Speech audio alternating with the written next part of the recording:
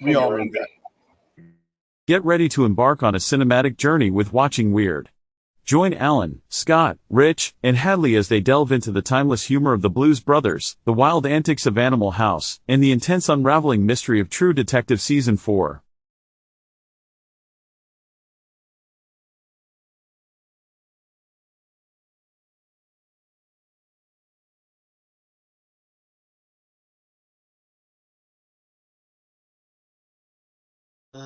Yeah, we're live.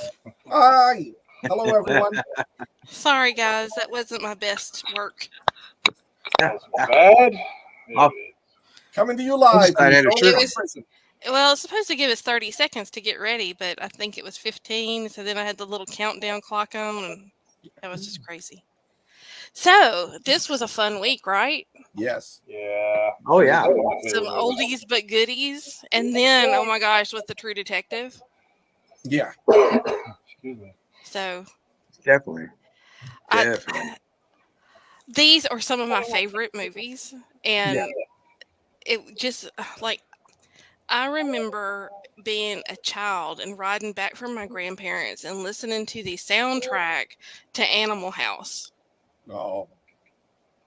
Hey, hey, Paula. Yeah. Hey. And my parents just loved it.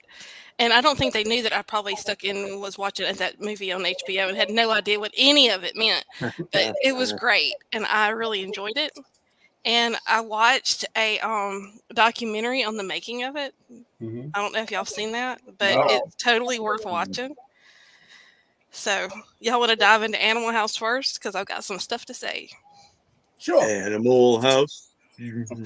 First off, yes. I see that we've got some fun people in the house, so let's do a shout out to Landa, Craig, and Landa. I see Landa's. This is my sister Landa. This is my other sister Landa. Lambda. Oh, there's Max. And Max. And Max. Hey, Max. And Craig. You know you're all on double secret probation, so be good tonight. That's right. I've been having fun, Scott. Are you reading the movies that they're suggesting for your birthday party? I read a few of them, yeah. You know the really sad thing?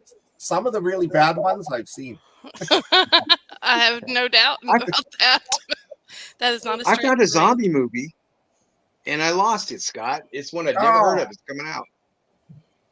It's like four-breasted zombies or something like that, or swamp boat tramps. I don't know. Oh, you did say that. Well, I thought you made that up. You know, that's really sad. You can make up the most bizarre movie, and everyone doesn't know. Are you joking or is it real? Sharknado did it to us. Yes. Yep.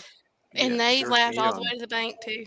Oh, And yeah. all the way to the bank for Sharknado 2, like 3, and 6 4. times. And 5. Don't forget the time travel one. When a shark eats Hitler. Oh wow. I wonder what he tasted like. All right, kids. So let's go ahead and get started on the Animal House. So who wants to take it? Well, you've been. No, I got trivia. I'm a trivia person. I do not have the eloquence of setting up the movie like you, Restucci, and Mr. Baker do. Well, let me throw Animal House because then we can just jump into it. Hey, Tony K is with us tonight. Tony. So, what year was this made? Because I was having trouble figuring that out. 78. 80. 78. Wasn't it? 78. 78. The Blues Brothers was 80, and that's why I was thinking one of them was 83, but apparently that was probably when I saw it. So I'll tell you why. Because I was 12 years old. My folks went to the drive-in, and like they did with The Godfather and Shampoo, those movies, I had a book to read or something, toy G.I. Joe or whatever in the back. They said, "Don't look over, don't watch." So I saw parts of this movie that I did not understand.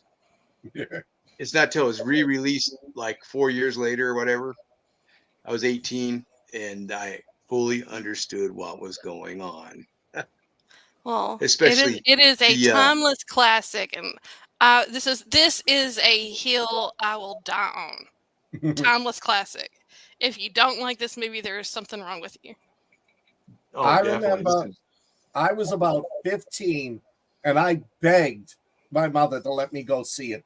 So she let my father take me to go see it at the movie theater. And taking my father taking me to see Animal House would be like letting two pigs go in a bakery shop. We just had too much fun with it. Two pigs in a bakery Well, shop. let me give it the synopsis of the movie, and then let's just go from there. Can I say the old Favorite college college? try? I'll give it to all. If we'll give it the try like these guys did. Favorite college has one frat house so disputable it'll take anyone. It has a second one full of white Anglo-Saxon rich young men who are so sanctimonious no one can stand them except Dean Wormer. The dean enlists the help of the second frat to get the boys of Delta House off campus. The dean's plan comes into play just before the homecoming parade to end all parades for all time. And under Mr. Rich, oh, you changed it. I like the other one though that you had under your name, the Eat Me. This movie is raunchy. It's the brainchild of John Landis and John Landis and Harold Ramis. Oh, Ramus, yeah. Harold Ramis, Ghostbusters. I think he had something to do with Caddyshack. I'm not sure. This was an insanely raunchy, feel good. Oh my gosh. It made you want to sign up to go to college. What do you guys say? What say you? Yeah, I sure wanted to go to college when I was 10. When this thing came out, for sure. There was it had everything you wanted in it as a young teenager. I can't remember how old I was when I saw it for the first time. I was probably 12 or 13, so it was really good for a 12 or 13-year-old. It was funny, like, wow, look at those kids aren't that much older than me, and they're drinking and having fun, and it's boobs, and yeah, it was great. I enjoyed it. Scott, what about you? I loved it. I mean, it's just it's so bad.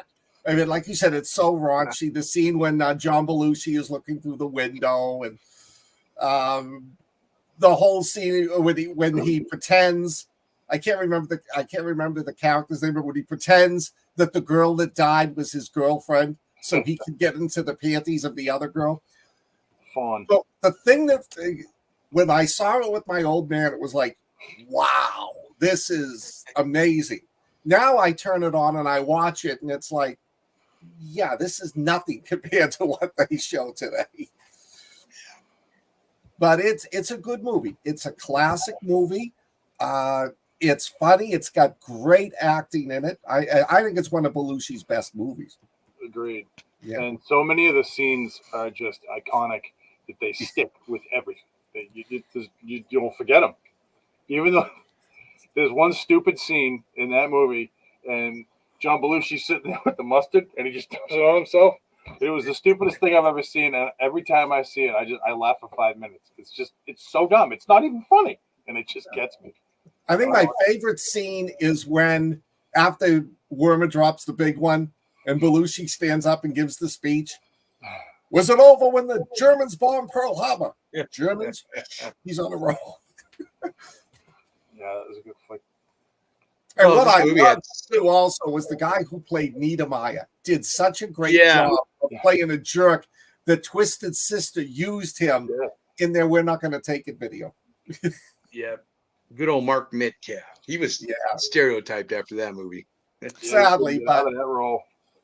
So, are y'all interested in some trivia? Yes. Yes. Go ahead. All right. So, this movie was not going to get made in Hollywood. Numerous studios turned it down. But lo and behold, one of the guys that was working for one of the big producers was a huge National Lampoon's fan. And he actually they had gone and been shopping the script around, and then one day, like a week later, the guy gets a call. Landis gets a call, and he's like, "Hey man, this is so and so. I work for so and so. I love National Lampoons. If you have a script, you just need to please send it to me." And he goes, "Well, you're not going to believe this." And so that's kind of how it got made. Well, so they looked for college campuses all over the country and couldn't find one. But the last one they called was like a university in Oregon. And the dean, who was the dean of the college, had been the dean of the same college that had been approached to film The Graduate, and he said this movie sucks. And he turned it down, and then it went on to be like the best movie ever. So he didn't even look at the script. He thought, I just don't know how to read scripts, and gave him like carte blanche approval to do it. And then later, when he found out what it was about, he was like, this might have been a mistake. But of course, the college has gone on to accept the accolades of It's a Wonderful Movie and that they were part of it. So that's kind of cool. One of the big things about this movie, it was meant to launch Belushi's career. He was supposed to be the star of this movie, and which is it's so interesting because he had very few lines, but he stole the movie. Him tiptoeing in the scenes where they're like moving the horse around, or when it's him and D-Day in the stables, Yeah. it just makes me crack up every time. Every time I see it, it's just so dumb. but it's the best. It It's the is. It's best. hilarious. And so you had him on one part, which the week before filming started, Landis had the entire Delta House go and kind of get together. And then, by the way, this was Kevin Bacon's 7 Degrees of Kevin Bacon's first film. And did y'all recognize him? Yes.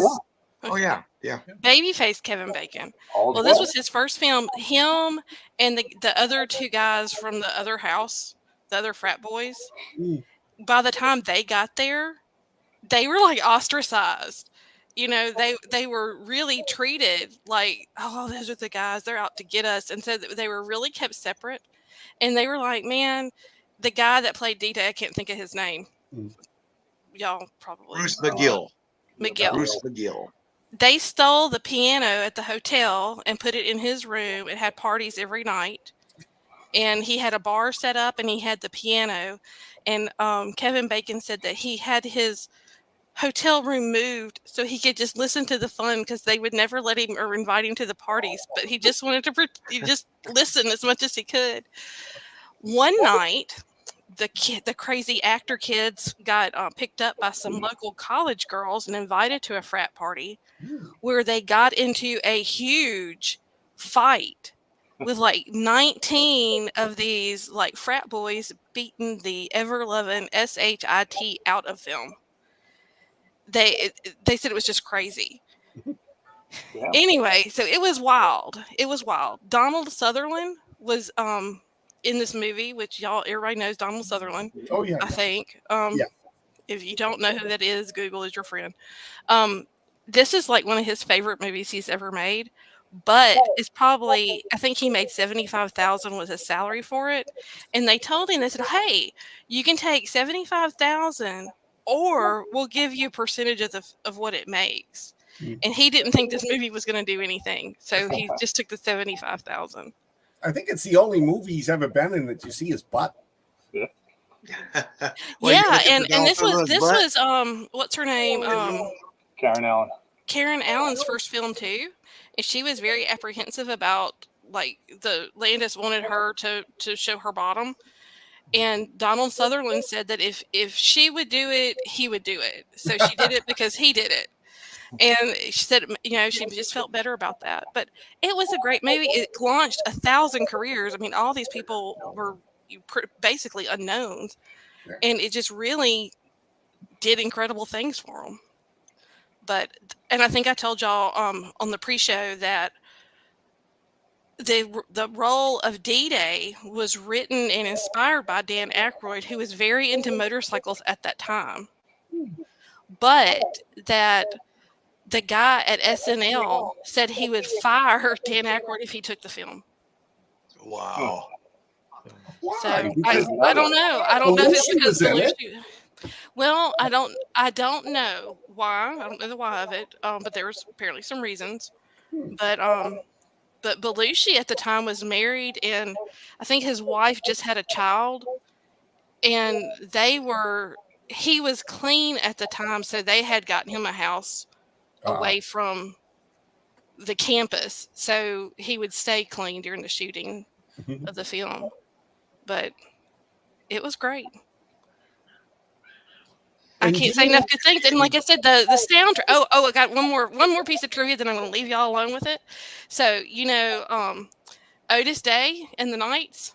Yes.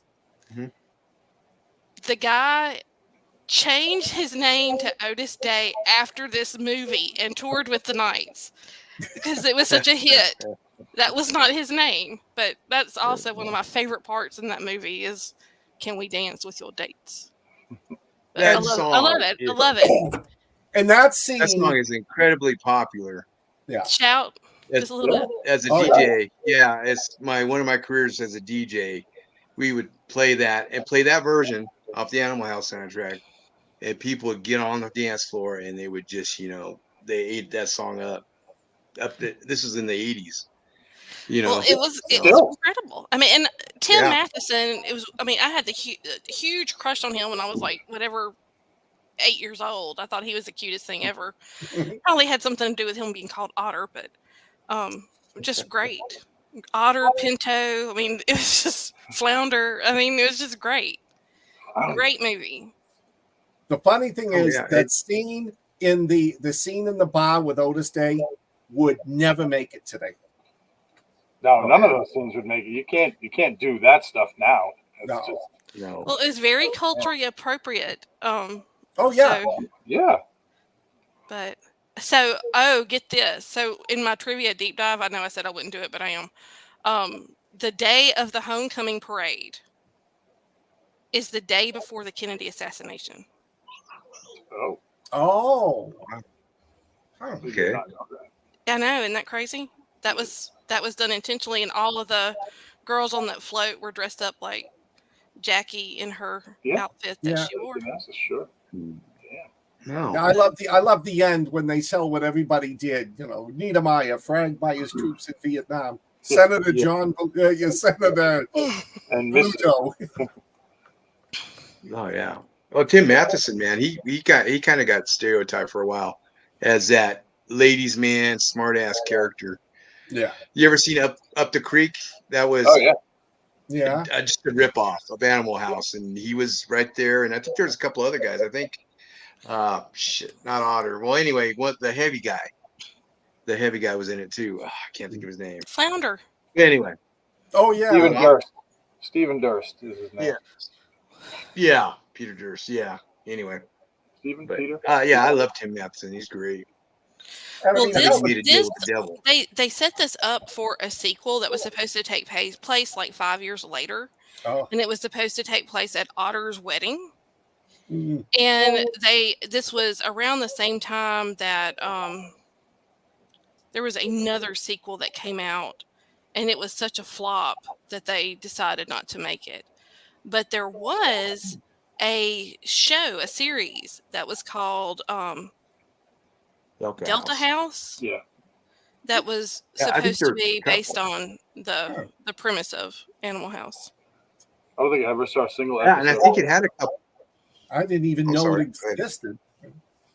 And the Dean I think it had a couple of the guys too. Yeah. Oh, yeah? He is so iconic. They have parodied him in so many cartoons I've seen, like on The Simpsons and that. It's just, hey, buddy. So, I mean, when you're parodied on big name shows like that, you did a great job acting. Oh, he crushed it. John Vernon. He's good in everything he does. He's got that like really serious, deep voice, and he usually plays a bad guy. He crushed it as well. Everybody in this movie they did the part that they were supposed to do, and they did it really well. Or they played the part. I'm sorry. I can't believe I threw up in front of Dean Wormer. Face it, kid, you threw up on Dean Wormer. Well, it had another. Again, I'm sorry I can't stop with the trivia because I love this movie so much. But the entire scene with Belushi in the lunch line was ad-libbed. Really? Oh wow! He just started going down the line, picking stuff up, and Landis said, "Just follow him, And the whole thing with the zit, all that all of that was ad-libbed. Really? Oh, I thought the zit pot would have been in the script. No, all of it was ad-libbed by him. So he was just an incredible, funny person, and he could act so well with just a look. You know, he had a Yeah. very expressive face. Yeah. So, I did not know that. You know what the budget of this was? do what? Do you know what the budget of this movie was? No. It was small. I think he said that when I watched the documentary on it, they were saying that by today's standards, it would have been like 60 million. Yeah, it's originally $3 million, and it made around the world. It made 141. Wow. So And that was in 1978. that's quite a return. Yeah, That's quite a hell of return. tech right there.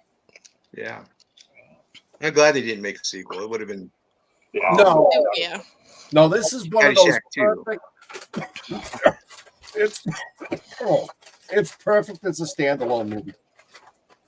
And I hope they don't try to remake it. I mean, you've had Porky's and all that, which are their own monsters. But I hope they never try to remake this movie because they could never remake it. No, it would never have the feel, because this was the first movie that pushed those boundaries so bad. Up until then, no movie had done that. So. Well, and did you know, Yeah. like back in the day, like when the movie took place like in the 60s, and in the 60s, toga parties were a big thing. And I will tell y'all some trivia on me is my 16th birthday. I encouraged my friends to have a toga party at a local hot spot. So we had a toga party for my 16th birthday, thanks to this movie. Toga. Bad girl. Toga. Bad girl there, Hadley. Toga. Hey, I'll take a minute. Mike Lewis, I don't know if he said good evening to you. Clark Morris, Doc Fried, and Ash. We don't ever get to see Clark. I'm glad Clark's in the house. Clark? Yeah. Doc Fried's here? I'm just glad you guys returned after last week. I know. Me too. Well, I knew Doc was coming back because she wants to talk about True Detective just like me. So, what happened last week? We talked about True Detective. Nothing. We are all addicted. It is so good. We just missed you last week. That's what happened. Thank you. That's what it was. Greg said you had other stuff. And the funny thing had was, a toga party in a barn in '87, but just animals and togas don't count, Craig. I was at a toga party. A whole bunch of college students got together. We went to Greece. We had a toga party, and I actually moved. Oh, showing off there, Scott. No, but I actually moved somebody, and they took a picture. So there is a photograph out there of my naked butt. So me and at a toga party in Greece, because he didn't like name dropping folks. But me and Donald Sutherland have something in common now. Well, did you guys go to Greece to have the toga party, or no? were you there? It was part of a 20-nation college tour, and it ended in Greece. So we had a toga party the last night. Damn! Look at hey, Craig's trying to back out. We had over 400 people there, Alan. Yeah, people. That's a lot of bed sheets. That's a lot of people in one little barn. Maybe it was a big barn. Who knows? People. Well, this movie, This is a classic. It is. I'm so glad that we thought about doing it, because we don't ever do fun movies like this. You know? And I bet you this is one of the very few movies we all rate 5. Oh, it's also one of the very few movies that everyone over there on the right side has seen as well. It's just you're not close to our age or even in their 30s and haven't seen Animal House yet. It's just fantastic. It's such a good flick. Yeah, it's funny. Oh, definitely. It's a classic. The scene with the horseman every time. Yeah. Which, ironically, they use that scene in the remake of Dawn of the Dead. That's true. Yeah. You're right. They're sitting there. Sarah Pauli's and what's his name are watching TV, and they're watching Animal House. I forgot about that. That's right. Well, see, even so everyone's giving us a 5. Everybody's giving it a 5. Oh yeah, this is a 5. Oh yeah. Yes. All right. Definitely. Well, I believe that this week's I can't believe we haven't reviewed it movie was the Blues Brothers. Yeah. So is that a Scott Baker pick? That was my pick. Yep. Well, sir, do us the honors. Jake gets out of jail. He's been in jail for 3 years of a 5-year sentence. Elwood, his brother, picks him up. And the first thing they have to do is go see the Penguin. The Penguin is, and I can't remember the actress's name, but she was very noted for playing those grumpy, grouchy characters. Kathleen Freeman. That's it. Yeah.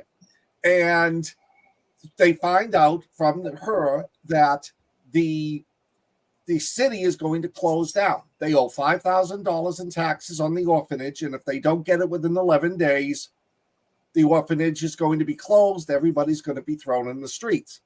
So the Blues Brothers decide to do something good. They get the band back together, and they decide to go on a tour and try to raise the money. And of course, anybody who watched Saturday Night Live back then knows the Blues Brothers get into a lot of trouble, and they wind up making a lot of friends. A sheriff from one county, John Candy is a cop. The guy who owns the country western bar where they first played, the country western group that was supposed to play, and they got jilted out of the money. And and the Chicago neo-Nazis. How can we forget that? It's a funny movie. It is stupid. It is just hilarious. Carrie Fisher is in it. Like I said, John Candy, a lot. The soul musicians in it are just phenomenal. Ray Charles, Aretha Franklin, James Brown, a whole bunch of others I can't remember right now. Cad Calloway. Yes. Cad Calloway. Shaka Khan was in it. Yeah, I know. I saw that during the credits. It was like, really? It's a good movie. It's a feel-good movie because it's not about, it's not about a bunch of guys getting into trouble. They are put there trying to raise the money to save the orphanage. And yes, they save the orphanage, but there is a small price to pay. I love this movie. It's great. I gotta say one scene. My mother's watching, so she's gonna like roll her eyes. My mother never laughs at movies. I've watched this sit through Three Stooges, Abbott and Costello, the Marx Brothers, barely breaks a grin. But the scene when Freeman, the Penguin, is slapping the hell out of them with the rulers, and then she pushes Belushi down the stairs, my mother broke out laughing. So if the Blues Brothers can get my mother to laugh, it's a great movie. Well, it's a great movie. I mean, who knew that soul music, car chases, and a mission from God could change the way we saw music in movies? And this really did. This was you would say this is a musical. It is. Yeah. It is a musical. But it's not. It doesn't suck. I mean, it's great. No, it is. It's fantastic. And a couple of little bits of trivia. I rewatched this last night, and I said to myself, I wanted to be in that movie, but I wanted to be one of the stunt car drivers. They wrecked. At the time, they held the record. They wrecked 103 cars making that movie. Wow. And the scene in the mall, that was a real mall. It had been closed down a year before, so they got permission to rent it out. Now, nothing was ever said. The mall was supposedly going to be torn down. So they just figured, fine, we'll hire all these stunt guys to come in to do it. We set it up like a mall. That was actually filmed. They were really knocking over carts and breaking through the windows and going out the back door and coming in the front. But afterwards, the city tried to sue them because the city's like, well, you're supposed to repair the mall. And Landis is like, no, it's not in the contract. You're going to tear it down anyway.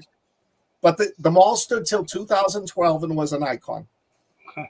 And at the time, this was also the most expensive movie ever made, $35 million. Wow, I didn't know that. Wow. I didn't know that either. What I did That's know a low budget movie these days. is that the characters were based off of an experience that John Belushi had when they were making Animal House. He would, because he was off like campus, he Yeah. was going out and listening to a lot of local musicians, and the sunglasses, the hat, and just kind of the whole vibe of Jake and Elwood was born from a blues person that he saw out, that he just a jazz, I think it was a jazz and blues singer that he just kind of followed. Huh. But it's the greatest ideas, right? And Uh, oh, sorry, while I'm thinking of it, this is the only Saturday Night Live skit that made it into a successful movie. Really? When you think of it, that's Pat. I bet you don't even remember that movie. Superstar. How about Wayne's World though?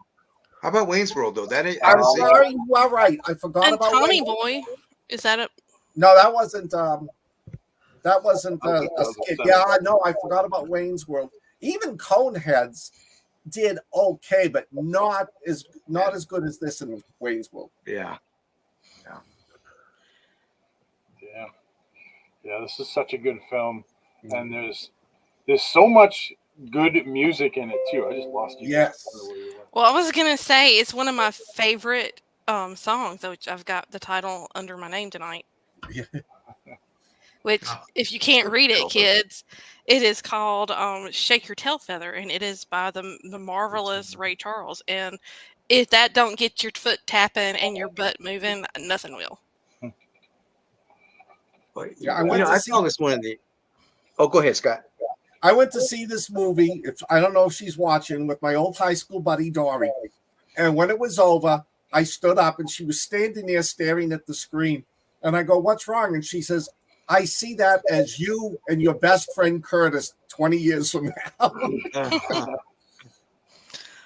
Craig Bowen just made Well- my night. Happy Oh, Happy birthday, Lambda. Lambda, Lambda, happy birthday, Lambda. Lambda, Lambda. Happy birthday! I saw this one in the 80s, and I didn't like it as much as I hoped I would. But I didn't know a lot of the acts, Cab Calloway, John Lee Hooker. And then I saw it about 10 years later, and I knew who these people were by then, and I really enjoyed it. But I really didn't like it the first time I saw it. It reminded me of 1941. It was kind of, but then I watched it again and I enjoyed it, and then I watched it the other night and I really enjoyed it. So it took me a little bit of maturity to enjoy this movie. I really liked it. I really enjoyed it. It was those 2 hours and 11 minutes went by fast. And it's amazing, too, because they got Chicago to let them film in there.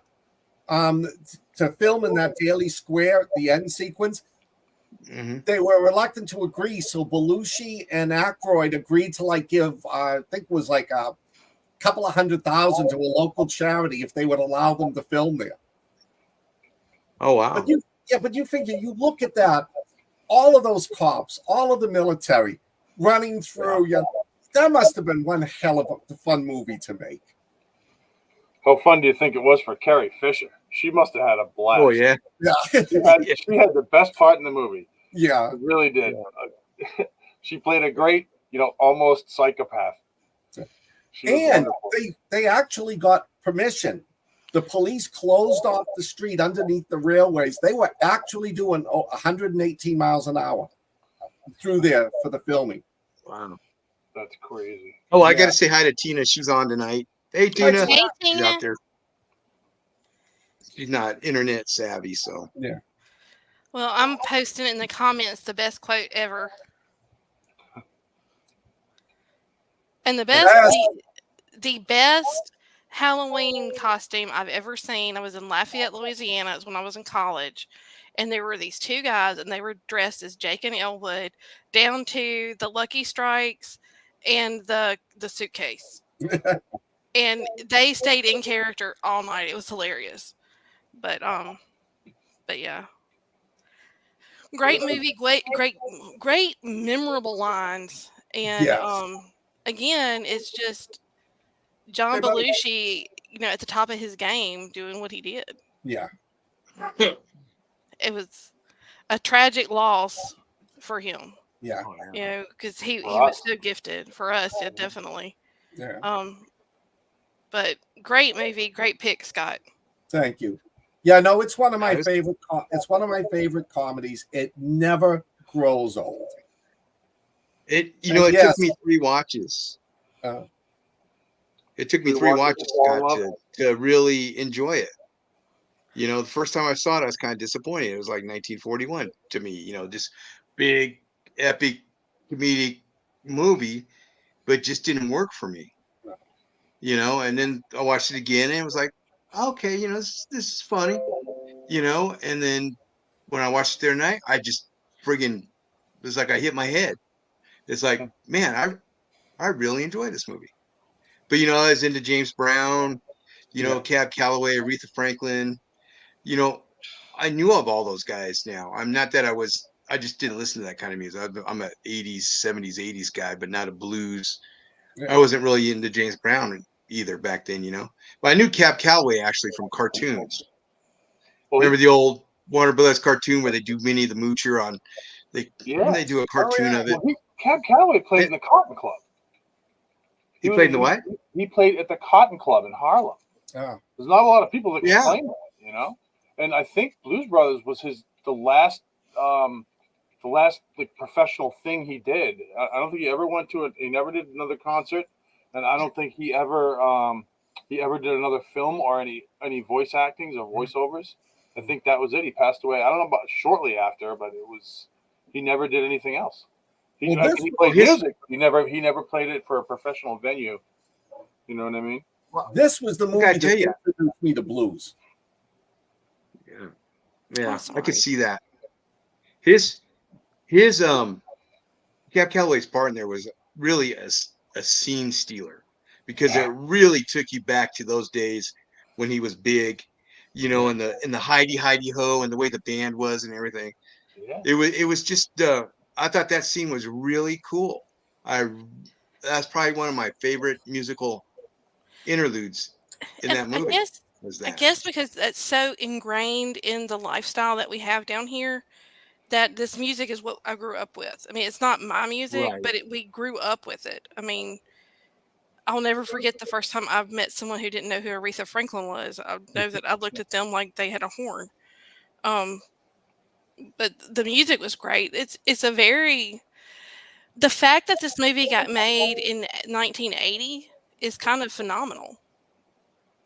Yeah. It was two white boys making a movie with predominantly black musicians, and it really showcased the talent and the struggle. And I mean, it's really phenomenal if you think about it in that kind of through that lens. Well, it embraced the culture.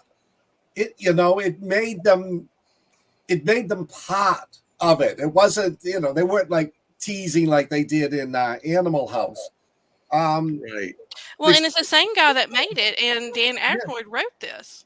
Mm-hmm. Yeah. They Landis respected made it. it, and Dan Aykroyd. It was his first script he ever wrote, and they said it was 364 pages, which is like the size of a yellow book. If anybody remembers what a yellow book is, Yeah. Yeah. Oh and yeah. Oh yeah.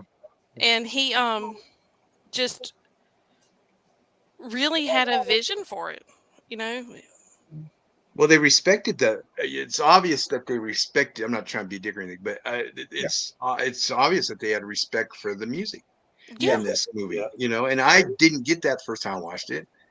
Yeah. And so it was kind of a drag for me. And then, like I said, man, I love this movie. It was, Tony I'm says glad I'm you gave it a. curious. I'm glad you gave it a second and third shot there, Alan. It was You would have missed out. no. I'm glad that Scott picked this movie. Yeah, I wouldn't miss. I would have been like going, the rest of my life, which is hopefully long, going, yeah, it's an okay movie, but it's not. It's a very good movie. And This was there's some Shaka Khan. When James Brown's doing the big church sing, Yeah. Shaka Khan's in that. He's that gal in the background they keep showing. Excuse Shaka me, and Joe Khan- Walsh. I mean, Huh? James Brown almost didn't make it to the movie because he was driving. He was driving one of the buses. He was driving one of the vehicles that was made for the movie and got lost.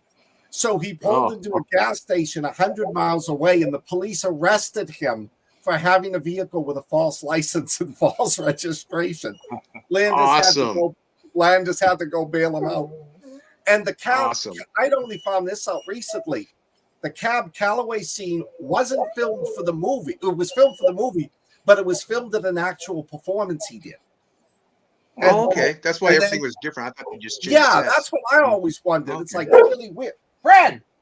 It was really weird. Yeah, but I thought they were just trying to get the feel of the era that he was from, you know? Yeah. But that makes sense. Craig says they were both in Blues Brothers 2000.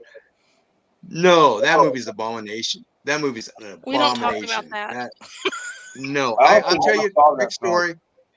Because I'll tell you a quick story. I worked in a psych unit, you know, Pelican Bay. And the inmates in there get to watch movies, play chess, checkers, whatever, right? And they show movies, try to show new movies. Well, they showed this one. And a lot of the movie takes place in a strip club. Okay, this is a unit filled with, you know, SA offenders. I don't know if we're going to get, you know, people that aren't right. And so I'm watching it, and you know, there's things going on in the strip club. It's not the raunchiest strip club, and I could look over on these inmates, you know, they're getting, you know, they're digging it. So I had to go tell a psychiatrist, hey man, you should turn this off, man, because look at these guys over here. They're enjoying themselves too much. But that movie's an abomination. That movie's who took over for Belushi in that one? John Goodman. John Goodman. That's right. Yeah. He's a great actor, but he was no Jacob. I never saw it. It was like, you know, that movie was another movie that was made for John Belushi, and it was. Yes. I think it was his. I think that one made over $100 million too. I think both Animal House and this made $100 million, and those are the only movies that he made because 1941 tanked. You know, that didn't do well. But he made another movie which was more serious. I think it was like about a mountain trip, but I can't remember the name of it. Great Divide. Yeah. Thank you. And that Continental Divide. Thank you. Divide. Blair Brown. Yeah. Yeah. I just remember because I went and saw that. And it's a romance. Was yeah, the soundtrack was good, Craig, but the movie you just can't. It's like Caddyshack 2. You just can't. I never saw it. I wouldn't watch it because it was just it wasn't. It was one of those movies that shouldn't have been made, and they wanted to make money, and that's not what. I don't know. I mean, I guess that's what all movies are about, really. You mean like how they're remaking Roadhouse? Let's not talk about that. So I have another bit of trivia going back to Animal House.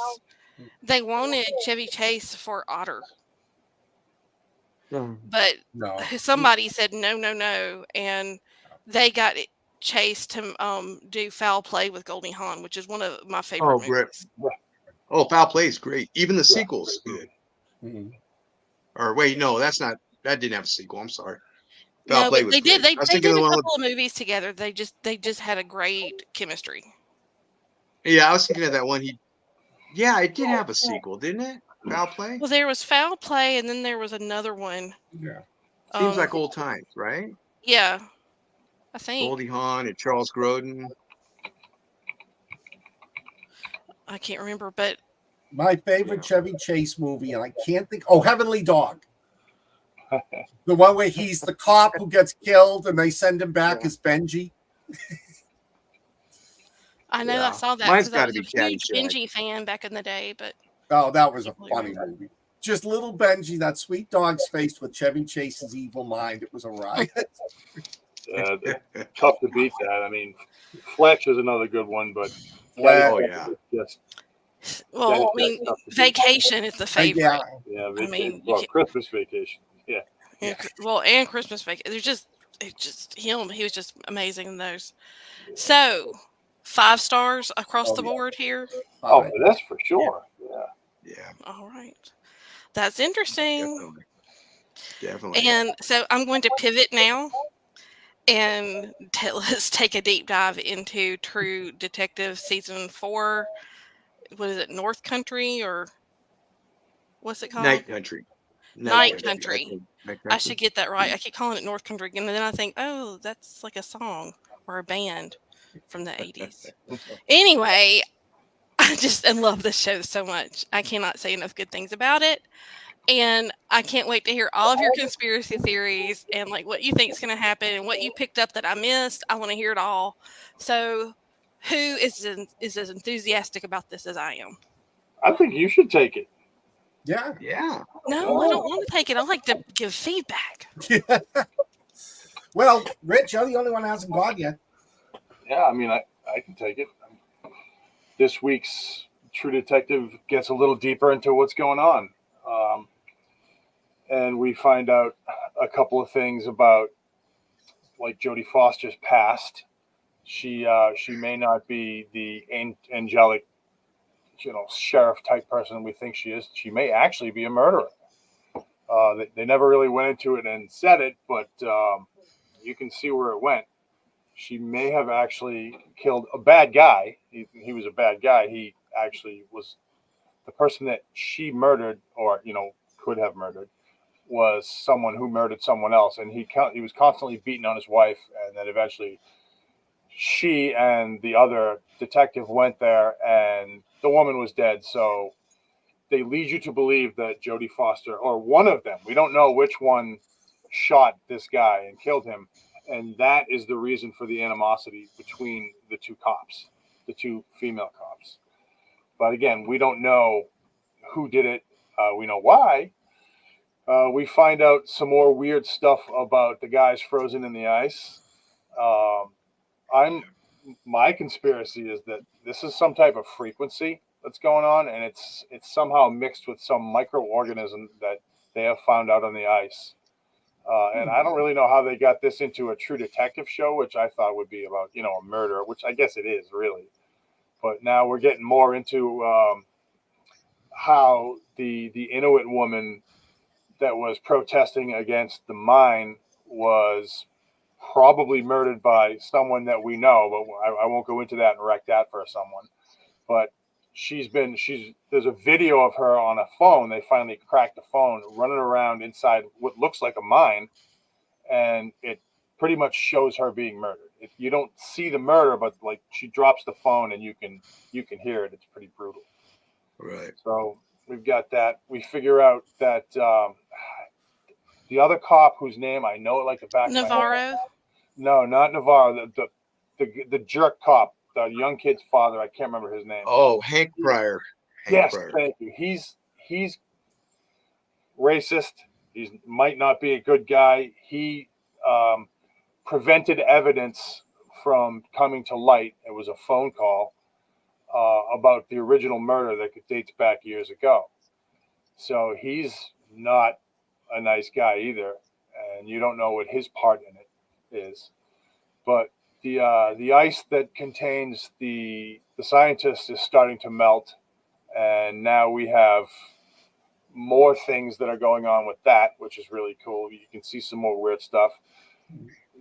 The tongue hasn't come into play really, but it's gonna. So keep that going. I think this week was probably the best episode so far. What about you guys? I gotta get you to interject. Talk about the guy from the engineer guy that they went out to the. Well, why don't you talk about him? Well, Yeah. Rich forgot to mention that there's this guy that he's an indigenous person who was an engineer at the mine that the hairdresser was having a relationship with. So they went to talk with him because he had been there and he quit immediately, like the day before Mary got killed.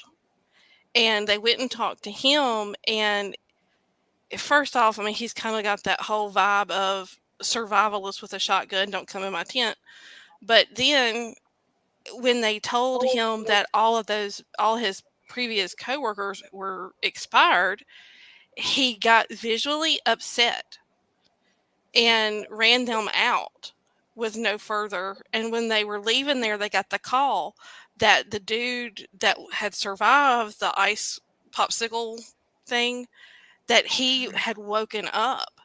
And while agitated, he was vocal and trying to talk. And so they went there, and that was some creepy stuff there. I haven't seen the third episode yet. I only got to watch the first two. So Well, there's a bunch of spoilers here for you then. Yeah, there's some weird stuff going on, and it's definitely leading towards or leaning towards the supernatural.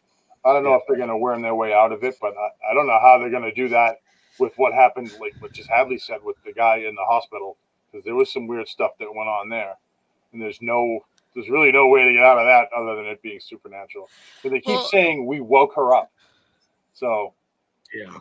When I watched the first episode, I got to admit I was bored for most of it. I'm not thrilled with the acting is great, but I'm not thrilled with any of the characters. Yeah. Everybody doesn't like everybody else. Most of them are assholes, and I'm just sort of like, oh, this is going to be the most boring series. And then the end, when they all come out to the ice and they find them all twisted together like the Thing, that got me hooked. So, but I don't know what. There has to be something paranormal involved. Because I think it was at the end of the first episode where the spirit of that dead guy was communicating with the woman and pointing her in the direction of where they found the bodies. But how they got there, I have no clue. I have no conspiracy theories yet. Well, there's a lot of mysticism involved in it. So, I mean, even if the story isn't paranormal or supernatural or whatever, the Enos, Alaska is. I mean, Alaska in general is just a weird place. But one of the things that I noticed it was like not even like a character, just like somebody they were just like a workman they were talking to. It's in passing, and he said, "Well, it's Enos. I didn't think anything about seeing somebody that was dead." It was just, I mean, those weren't his words. I'm paraphrasing greatly. But, I mean, he basically said he just didn't think anything about it because sometimes you see people. And it's like, you think about the isolationism of that part of the world, especially in that time when it's nothing but darkness. So, I mean, I guess maybe you do see dead people. I'm astounded they're not more polar bears because, I mean, that's what I think when I think of Alaska. And she's out there running around on the ice. I'm like, where's the polar bear? She's going to be eaten. We No, saw I think one. Maine is too far south for polar bears. No. Enos, Alaska, if you remember in 30 Days of Night, that was where the wife or estranged wife, she was flying to Enos. Yeah. And they couldn't get the flight out. So that's how far north it is. Yeah. But I'm astounded. I can't wait to see what's going on. Now Doc says the guys frozen in the ice were a copy of Dante's Inferno painting. I'm going to look that up. Doc, that's a good call. That's interesting there. And who is she, right? Who is she? Is it the Earth itself? Is it the land? Those guys didn't freeze to death. If you look at the way they're all like they're terrified and something's going on. Yeah. Yeah, something happened, and then they were put in the ice and frozen. Well, do you remember the scene with the reindeer? Yeah. The reindeer's eyes had that same kind of opaque look that the guy at the end had, and that the Travis had, which I didn't think anything about it until I saw the reindeer. Because when I saw Travis' eyes had that kind of silvery kind of, Riddick look to him, I was just thinking that, well, he's a ghost and just kind of let that go. But then the reindeer had that same opaqueness on their eyes, and so did the Anders. Was it Dr. Anders? Do I have his name right or wrong? Yeah, I don't remember. But yeah, is the Ender? But I had made the comment that they had the eyes of White Walkers. So I think it's going to be an infrasound thing. I think there's some sort of infrasound going on that the mind is creating. I think that I think Hank killed Mary, or he covered it up. I don't think it's connected to whatever the scientists were doing. I don't know. The tongue is an awful big. I think they stole the tongue to do the scientific experiments on with the parasite or whatever that is that they've got from the permafrost. That's what I think. Now, That do he wanted to bring her back to life is what I think. Do they, in the third episode, do they find that there's some parasite? That was in the first episode. That was in the first episode they mentioned it. They just called it an organism, a microorganism that they found in the ice. I've watched too many zombie shows, sorry. But the tongue, that's difficult to preserve for, was it 3 years or something like that? That's hard to, I mean, if they have that as evidence now, they'd be able to tell that it was preserved. But there's no other way other than to preserve it to have it like that. So. I think they took sorry, I can't speak. I think they took a tissue sample. I think that's why they had the tongue. And I think that for whatever reason it fell. I don't think that's what woke up. I think they woke something up that's in the ice. Yeah, well, maybe it's just somebody's lucky tongue. Yeah, true. Maybe he just went and cut it. I don't know. I think that they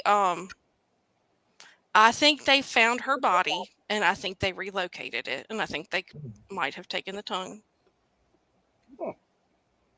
Because I think he was obsessed, obviously, with his trailer of terror.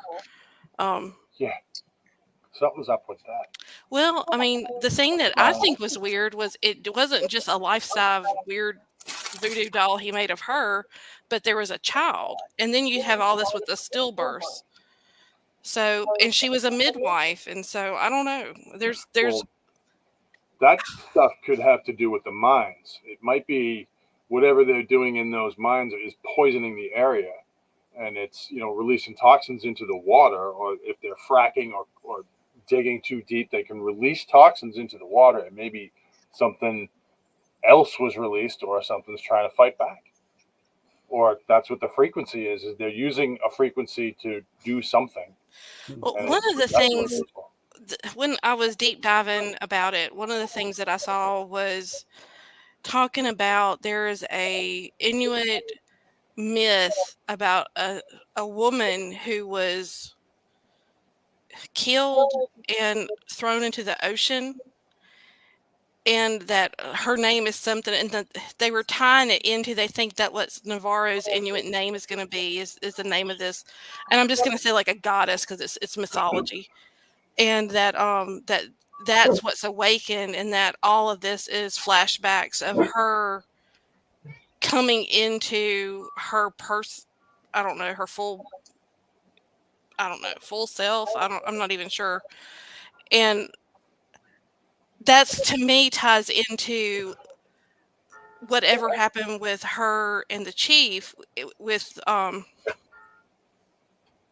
the murder of the woman. And I think obviously it was very clear that they killed the guy, but which one of them killed him? Yeah. Now, but did you notice what he was singing? Did you excuse me, I can't speak tonight. Did you recognize what he was singing? It was Twist and Shout. No. Oh, was it? Mm-hmm. Or whistling it or something. Now, Doc says they were talking about the tongue being preserved in any solution. Did you catch any of that there? Yeah. That's the thing. That's how could you have that tongue 3 years later from that woman without it being preserved? Yeah. Well, and why was it in the kitchen? Again, it's just weird. The whole thing is. Craig, I haven't been drinking. I'm very, very tired. I've been up all day, so I was trying. I needed a nap. I just couldn't take one. Well, they say they woke her up, and then the Inuit trooper, the one I can't remember her name, the one with the piercings. Navarro. She does not know her Inuit name. Her mom never told her. So who knows what that could mean? That could mean something interesting as well. Maybe she's the goddess that they woke up and she just doesn't remember. I'm going to have to rewatch the second and then the third one.